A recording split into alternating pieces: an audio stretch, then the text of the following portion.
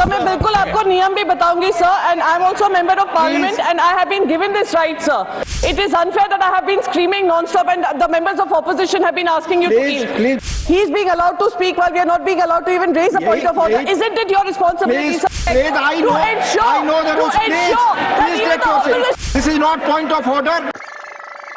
Priyanka ji. Chairman sir, right now. Please. Sir, why should he yield? किस नियम के तहत कौन सा? सर मैं बिल्कुल आपको नियम भी बताऊंगी sir, and I am also member of parliament and I have been given this right sir to raise a point of order. It is unfair that I have been screaming non-stop and the members of opposition have been asking you to yield. Sir, point number 259. Sir, point number 259. Chairman to preserve order and enforce decisions. The chairman shall preserve order and shall have all powers necessary for the purpose of enforcing his decisions. Sir, we have been protesting non-stop. We cannot hear what he is speaking. He is being allowed to speak while we are not being allowed to even raise a point of order. Isn't it your responsibility, sir, with all due respect, to ensure that even the opposition voices can be heard? Yes, I will sit down, Please allow. This is not point of order. This is not point of order. Please. आप बोले.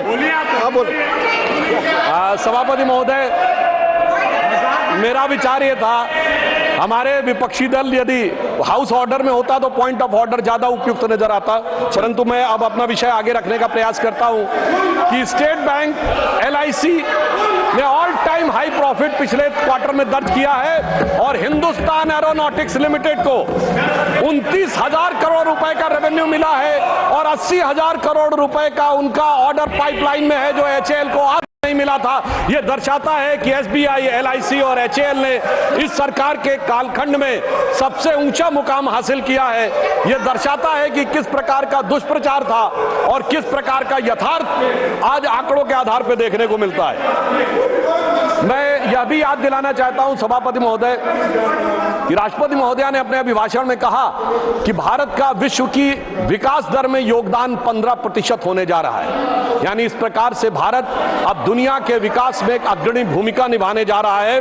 तो इसी संदर्भ में मैं उन्हीं की बात को पुष्ट करते हुए यह बताना चाहता हूं कि इंटरनेशनल मॉनेटरी फंड IMF की चीफ क्रिस्टीना जॉर्जिएवा ने यह स्टेटमेंट दिया है कि भारत 15% ग्रोथ में कंट्रीब्यूट करके दुनिया में ग्रोथ का इंजन बनने की भूमिका निभाने जा रहा है.